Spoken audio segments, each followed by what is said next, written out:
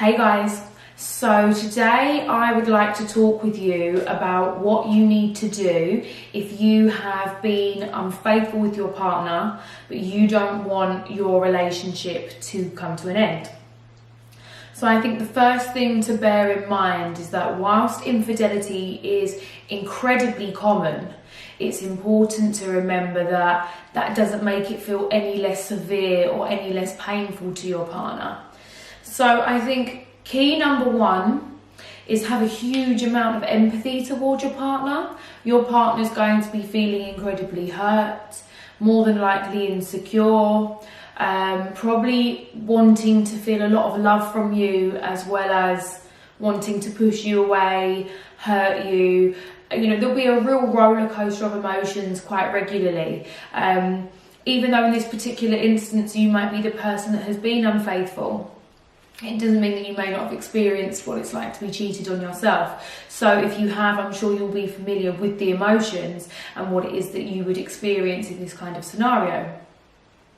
So being really empathetic to your partner will definitely help, you know, being understanding of the fact that there might be random outbursts of emotion, understanding that, you know, if you decide to stay together and move forward, you know, even in 6 months' time or 12 months' time, maybe even in still a few years' time, there may still be remnants or effects of that experience in the mind somewhere. Even if you get to a point where it's not always voiced, you know, because people don't want unnecessary arguments, it's incredibly important to be aware that, you know, these videotapes that we play in our minds of where our partner's been and who they've been with, and that real sense of jealousy and fear of loss, fear of abandonment that we feel, can really have like a significant effect on our partner for a very long period of time. So it's really important to bear that in mind.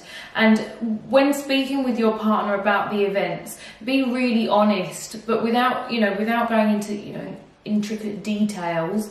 It might be important to actually leave out some of the intricate details. I will be doing a video on how the partner that has been cheated on, how they can help themselves to heal, and that will be one of the pointers that I make. You know, ask the right questions, where things were done and, you know, at certain periods of time is less relevant. I think it's also really important to remember that you need to take full responsibility for what it is that you've done. So sort of holding your hands up and saying, yep, I'm in the wrong, it's completely my fault. You know, I meet a lot of people where it's, well, if our relationship was going more like this, I wouldn't have done that, or you drove me to do it. It may well be true that the cheating is not an isolated incident. It may not have been that your relationship was 100% perfect and happy and then you went off with somebody else.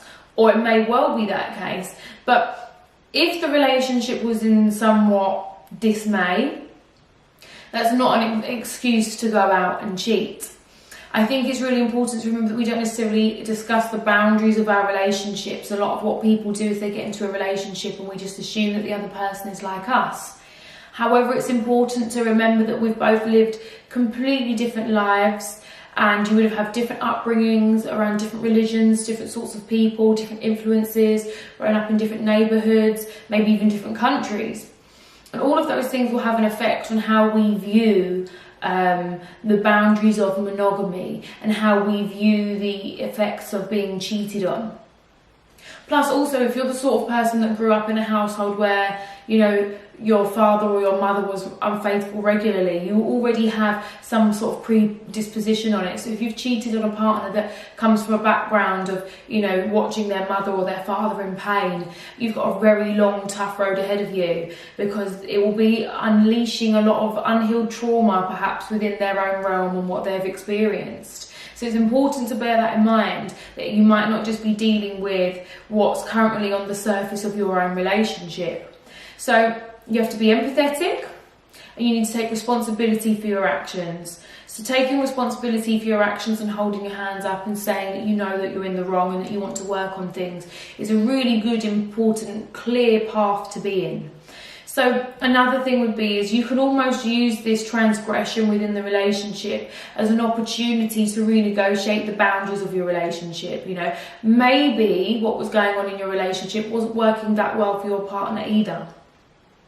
So now's an opportunity to come back to the drawing board and really think about what it is that made you cheat. Why did you cheat? Were you cheating because something had just happened in your life? Maybe you just lost a very close loved one, or maybe you're having a bit of a midlife crisis. Maybe you've lost your job, or you don't know what you want to do anymore, or your children are leaving home, or your partner's put on a huge amount of weight and you've tried to get them to come to the gym with you and you don't know how to reinvent that whole sense of intimacy within the relationship.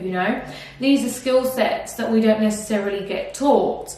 So I think it's really important that when you come back to your partner and you say, this is where I would like our relationship to go, I do want to be with you, I'm very sorry for what I've done, I would like to rebuild with you, and this is how I would like to do it. Then you're giving your partner an option. You're sort of saying, here, this is what I would like to offer you. This is how I would like to rebuild. I love what we had before, but actually there were some flaws. And because of my transgression, we now have the opportunity to work out what we loved about our relationship and what we can improve and how we can rebuild moving forward. And it's like, I'm asking for your hand in joining me to rebuild another version of what we had before. You are going to say goodbye to what your relationship was prior to this transgression. And now it's about developing a new sense of trust and a new sense of honesty and rebuilding a new relationship.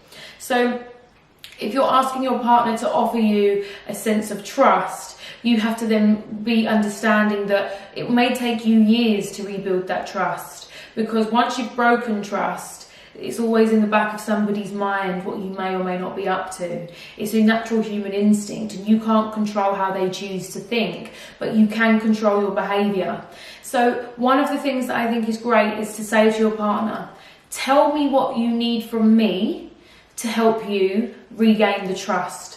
Tell me what you need from me in order to help move in the right direction, the direction that we both have agreed that we want to move into. So it's like if they need you to, when you go out with your friends, to check in every hour for the first couple of times, then do that, whether it's a text message or a phone call. Obviously, these are not things that should continue all the time. You need it to be reasonable. But if your partner needs you to do something or to behave in a certain way or to offer a certain amount of reassurance for a period of time, even though it might require extra effort from you, there are cracks in the relationship, in the trust, in the relationship trust that you now need to rebuild on. So there will be extra effort that's required for a period of time. You also need to have a look at why you cheated. Have you cheated in every relationship that you've ever been in? Because if you have, it's likely that there's some underlying issues as to why you're cheating, and you could be causing other people unnecessary trauma, and you might need to go and work on yourself and do some healing. If you cheating is completely out of the blue, it could be something that's going on in your life that's sort of an underlying issue. Perhaps it might be a good idea to go and get a relationship counsellor, or maybe to just go and have some therapy or some counselling just one-on-one for yourself. I believe that within relationship therapy, relationship counselling, it creates a safe space in order for you to communicate with one another. My personal experiences are that quite often the things that we would like to say to our partner can be somewhat challenging. It can be somewhat intimidating to say it to a loved one, even if they have been unfaithful. And having a mediator in the room that is on neither your side or your partner's side, regardless of who's been unfaithful or not. The mediator, the counsellor, is on the side of the relationship. So your energy and your partner's energy combined is the energy of your relationship. So the counsellor takes the position of, I'm on the side of the relationship. It's what can I do? How can I get you to understand one another, to encourage you to behave in a way where you communicate effectively so that you can move forward. So the counsellor creates a safe space in which you can both say what you would like to say so that you can be understood. Plus also it can be sometimes about filtering out the he said, she said details that can be somewhat overwhelming and not always helpful. It's important to keep it down to remembering that you need to have clear, open communication, you need to have the empathy, and you need to take the responsibility for your actions and for how your partner feels.